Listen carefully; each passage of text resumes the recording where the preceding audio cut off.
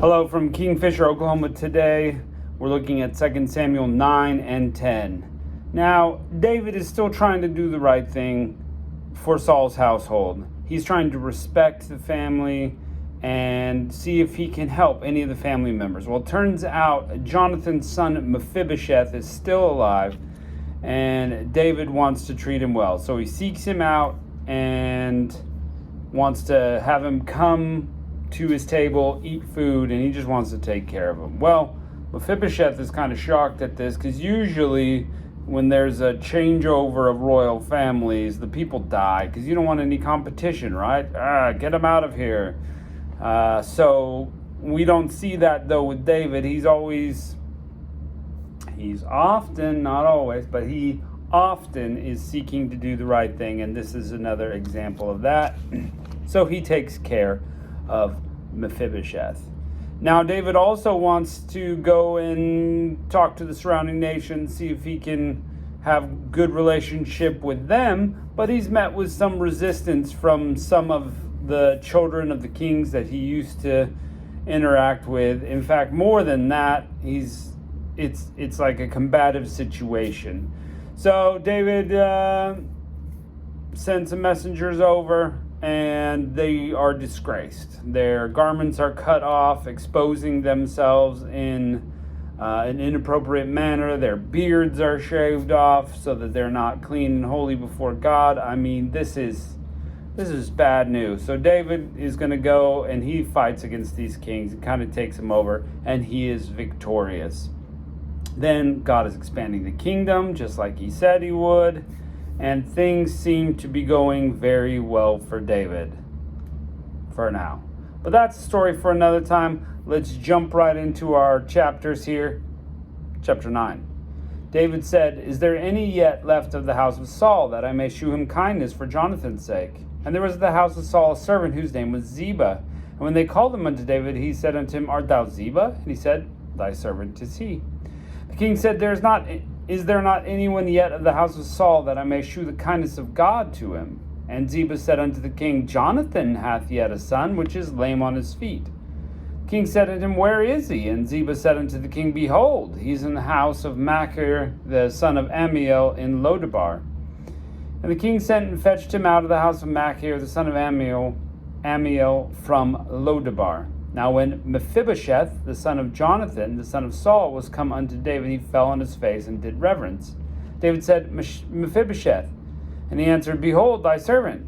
And David said unto him, Fear not, for I will shew thee kindness for Jonathan thy father's sake. And I will restore thee all the land of Saul thy father. Thou shalt eat bread at my table continually. And he bowed himself and said, What is thy servant, thou should look upon such a dead dog as I am? This is very kind. He's giving him his land back. He's letting him live. He's feeding him. This is very kind. The king called to Ziba, Saul's servant, said unto him, I have given unto thy master's son all that pertained to Saul and his house. Thou therefore and thy sons and thy servants shall till the land for him. And thou shalt bring in the fruits, that thy master's son may have food to eat. But Mephibosheth, thy master's son, shall eat bread always at my table. Now Ziba had 15 sons and 20 servants. Then said Ziba unto the king, According to all my lord the king hath commanded thy servant, so shall thy servant do. As for Mephibosheth, said the king, he shall eat at my table as one of the king's sons.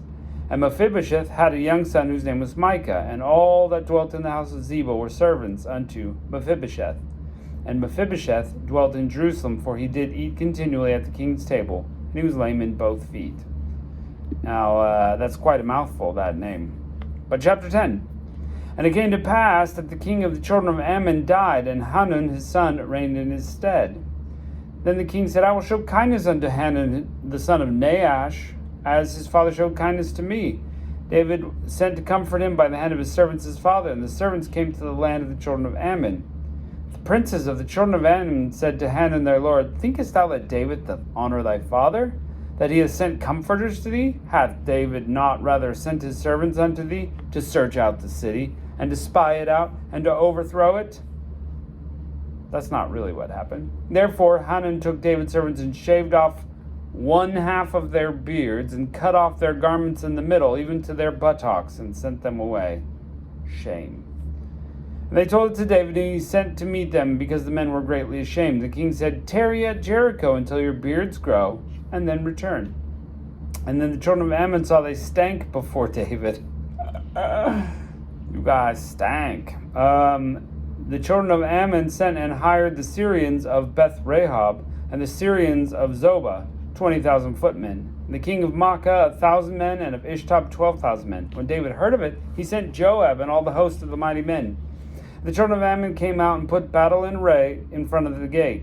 And the Syrians of Zobah and Rahab and Ishtab and Makkah were themselves in the field.